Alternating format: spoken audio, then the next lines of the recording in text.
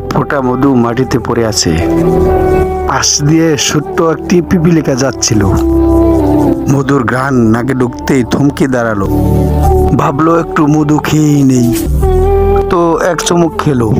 বাহ, খুব মজা তো, আর একটু খেয়ে নেই। আর একটুও খেলো। তারপর সামনে চলতে লাগলো। হাঁটতে হাঁটতে ঠোঁটে লাগা মধু চেটে খাচ্ছিল। ভাবলো এত মজার মধু, আর একটু খেয়ে নিলে কেমন হয়। আবার পেছনে ফিরলো। পূর্বে মধুর এক পাশে খেয়েছিল, এবার চিন্তা করলো ভিতরে মনে হয় আরো মজা।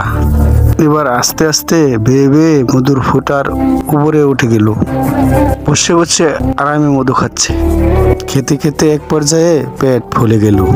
আর ওদিকে আস্তে আস্তে পাগুলো মধুর ভিতরে ঢুকতে শুরু করলো। তখনই হঠাৎ টনক নড়ল তার। কিন্তু ততক্ষণে অনেক দেরি হয়ে গেছে। মধু থেকে নিজেকে সারিয়ে নেওয়ার জন্য আপ্যায়ন চেষ্টা চলছে, কিন্তু না, মধুতে তার সমস্ত শরীর মাখামাখি।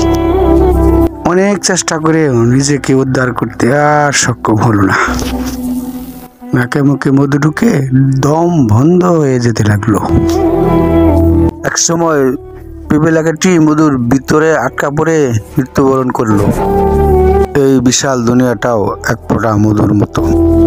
যে অল্পতে সন্তুষ্ট থাকবে সেই বেঁচে যাবে, কিন্তু যে এই স্বাদের মধ্যে ডুব দিতে গিয়ে অতি লোভে বাদ বিচার না করে শুধু খেয়েই যাবে, আর একটু একটু করতে করতে সে একদিন মারা যাবে।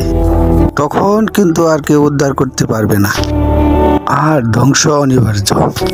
আসলে দুনিয়াটা হলো একটা মিথ্যা মায়ার জাল। এখানে সবকিছুই ক্ষণস্থায়ী, কোনো কিছুই চিরস্থায়ী থাকে না। একটু চিন্তা করেন তো, আপনার দাদার বাপের নাম কি আপনার জানা আছে? অথচ তারা এক সময় এলাকা কাঁপিয়েছে। অনেক লোকের মুখে গল্প শুনি যে কিনা দুনিয়ার মোহে পড়ে সারাটা জীবন বিপদগামী ছিল। বাড়ি গাড়ি জমি জমা কত কিছু করেছে, কিন্তু মৃত্যুকালে খালি হাতেই কবরে গিয়েছে। এক কথায় আমাদের প্রয়োজনের অতিরিক্ত কিছু করতে গেলে আমাদের দুই কুলি হারাবো। ভিউয়ার্স, ভিডিওটি শেষ পর্যন্ত দেখার জন্য ধন্যবাদ।